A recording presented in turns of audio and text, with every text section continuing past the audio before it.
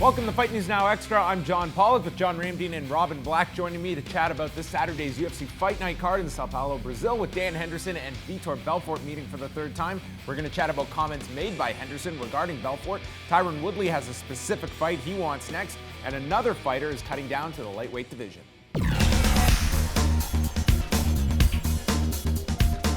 Dan Henderson spoke with members of the media in Brazil leading into Saturday's main event with Vitor Belfort. Henderson discussed their second fight from November of 2013 and stated that it appears Belfort was using more than just TRT and compared his own use of TRT to Belfort's, stating that he never abused it and Belfort had tested positive for elevated levels of testosterone in the past. In fact, it was after their first fight when Belfort tested positive in the state of Nevada back in 2006. Tyron Woodley doesn't have any plans to be taking any fights until he gets his chance to fight for the welterweight title. Woodley spoke to Ariel Helwani, who reported on UFC Tonight that Woodley is preserving himself for a championship fight at some point in 2016 and is currently working on some movie projects. Woodley has not fought since this past January, where he defeated Kelvin Gastelum and was unable to fight Johnny Hendricks last month in Houston after Hendricks was admitted to a hospital while cutting weight and the fight was canceled. And 35-year-old Josh Berkman has announced that he is going to make the cut down to 155 pounds for his next fight, though no fight has been announced. Berkman returned to the UFC last year and has gone 0-2 with one no contest and coming off back-to-back losses to Dong-Yun Kim and Patrick Cote earlier this year. Berkman has fought at welterweight for his entire career, which dates back to 2003. Tune in this coming Saturday night as we will have a live 1-hour pre-fight show at 7 p.m. Eastern Time, previewing all of the fights from Sao Paulo, Brazil with John Ramdeen, Robin Black, and myself, and then keep it tuned on Fight Network in Canada for the preliminary card from Brazil, featuring Clay Guida, Thiago Tavares, Jan Cabral, Johnny Case, Gleison Tebow, and Abel Trujillo. It's 4 fights Saturday night, 8 Eastern.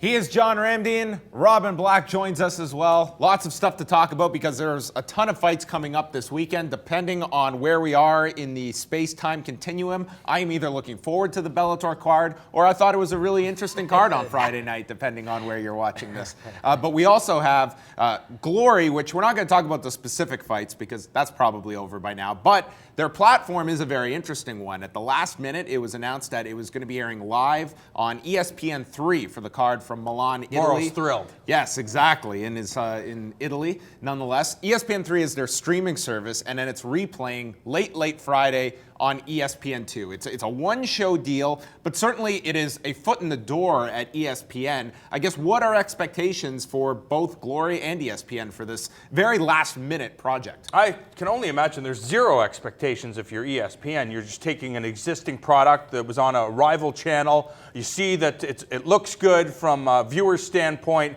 I would imagine they're just getting themselves attached to see what type of operation they're getting involved with. Make sure everything runs smooth. If they can deal with the people that they can deal with, let's sign a long-term deal. Television is shrinking. I mean, people are probably watching this. Many people are watching this not on television. I'd argue more people are watching this currently not on television than on television. It's a shrinking thing. One thing that people do watch is live sports. Why is TV shrinking? There's a million reasons, and many of them are just there's more options. But why would I have to tune into a television show when I can get it on a million other platforms? I can find it on the internet. That's taking people away from television. But live sports is one of those things you don't really want to watch it later. You want to watch it when it's happening.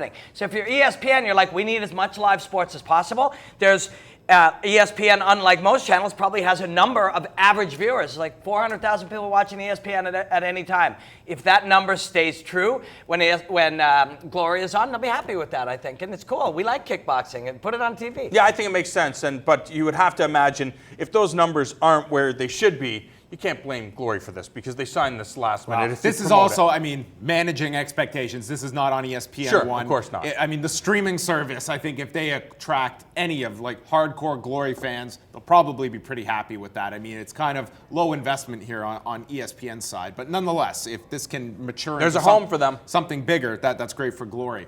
Looking ahead to Saturday night, Sao Paulo, Brazil. A lot of interesting fights on this card. We heard from Dan Henderson there discussing Vitor Belfort and his troubled past. with TRT, and this is hopefully going to put an end to the discussion of the TRT era, as it has been dubbed.